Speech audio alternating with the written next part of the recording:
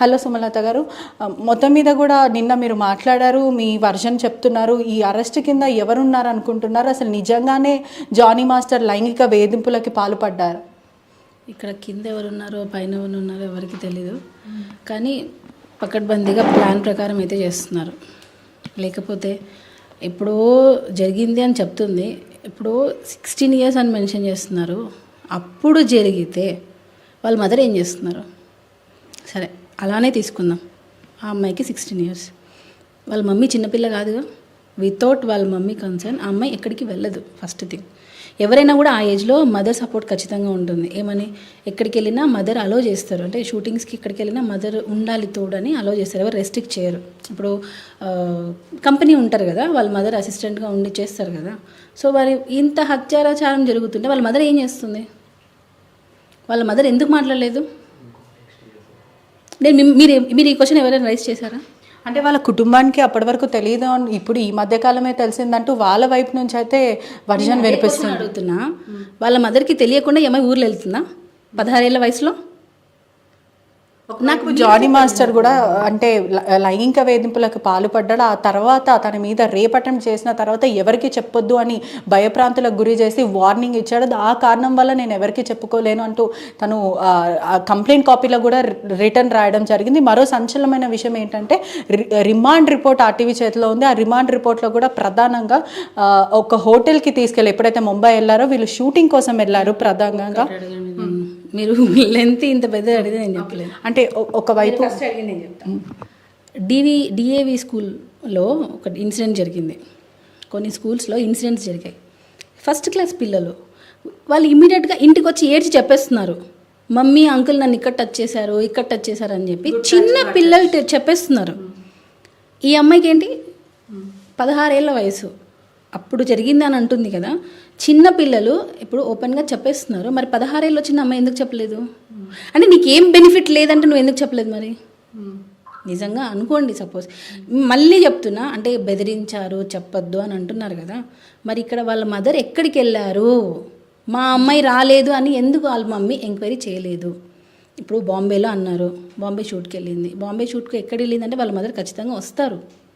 సరే షూట్కి వెళ్ళింది, మదర్స్ని తీసుకొని వెళ్ళరు అని అనుకుందాం. సపోజ్ వాళ్ళ ఫ్రెండ్స్ ఉంటారు. ఈవెన్ ఇప్పుడు మిడ్ నైట్ లేట్గా వస్తుంది అని అంటే ఖచ్చితంగా కో డాన్సర్స్ ఉంటారు కదా, వాళ్ళకి ఖచ్చితంగా తెలుస్తుంది. నేను జెన్యున్గా మాట్లాడుతున్నా. కో డాన్సర్స్ని పిలవండి, మిగతా అసిస్టెంట్స్ని ఎంక్వైరీ చేయండి. ఇప్పుడు నేనున్నా, నా గురించి తెలుసుకోవాలంటే పక్కన మా ఫ్రెండ్ని అడుగుతారు, అమ్మాయి ఎలాంటిది అబ్బాయి ఎలాంటిదని. సో కో అసిస్టెంట్గా చేసినప్పుడు వాళ్ళని పిలిచి ఎంక్వైరీ చేశారా? అంటే మొత్తం మీద కూడా చూసుకుంటే ఆ ప్రయత్నం మీడియా చేసినప్పటికీ కూడా డాన్సర్స్ నుంచి ఒక ఆడియో అనేది లీక్ అయింది. ఏదైతే ప్రధానంగా అసోసియేషన్ మెంబర్స్ డాన్సర్స్ని భయప్రాంతులకు గురి చేస్తున్నారు. మీరు జానీ మాస్టర్ మన ప్రెసిడెంట్ గురించి ఎక్కడ ప్రస్తావన చేయొద్దు, ఎవరికి ఇంటర్వ్యూ ఇవ్వద్దు అంటే నిజ నిజాలు తెలుసుకునే ప్రయత్నం మీడియా మిత్రులు చేసినప్పటికీ కూడా డాన్సర్స్ అందరు కూడా ముందుకు రావట్లేదు. వాళ్ళ మీద బ్యాండ్ ప్రకటిస్తాం, ఆ తర్వాత వాళ్ళని విధుల నుంచి తొలగిస్తాం, మీకు వర్క్ లేకుండా చేస్తామని అంటున్నారు. కాబట్టి ఎవరు కూడా మంచైనా చెడైనా చెప్పడానికి ముందుకు రావట్లేదు. ఇక్కడ యూనియన్ ఎందుకు రావట్లేదు అని అనడానికి మెయిన్ యూనియన్ కూడా తప్పు ఉంది. అంటే జెన్యున్గా చెప్తున్నాను నేను. ఆ అమ్మాయికి బాంబేలో డాన్స్ మాస్టర్ కార్డు ఇచ్చేసిన తర్వాత ఆ అమ్మాయి మళ్ళీ అక్కడ డబ్బులు కట్టలేక ఆ అమ్మాయి కార్డు తీసేశారు. ఆ అమ్మాయి కార్డు ఇప్పించింది కూడా జానీ మాస్టరే. ఇక్కడ ఇవ్వకపోతే మన తెలుగులో ఇవ్వకపోతే ఆ అమ్మాయికి బాంబే కార్డు ఇప్పించింది కూడా జానీ మాస్టరే. అక్కడ అమ్మాయి డబ్బులు కట్టుకోలేక ఆ అమ్మాయిని కార్డు తీసేస్తే దాన్ని మళ్ళీ తెలుగులోకి ఆ అమ్మాయి నన్ను తెలుగులో నాకు కార్డు కావాలి అని చెప్పి కొంచెం గ్యాప్ తర్వాత తను డబ్బులు సెట్ చేసుకొని అడిగింది. యూనియన్ అన్నాక, అసోసియేషన్ అన్నాక కొన్ని రూల్స్ ఉంటాయి, ఆ రూల్స్ని ఫాలో అవ్వాలి. ఆ రూల్స్ ప్రకారం ఆ అమ్మాయికి ఇవ్వాలి కార్డు. నేనే దానికి సాక్ష్యం, సెక్రటరీకి నేనే చెప్పా, ప్రెసిడెంట్ గారు ఇవ్వమన్నా మీరు ఎందుకు ఇవ్వట్లేదు కార్డు? సెక్రటరీని అడిగా నేను.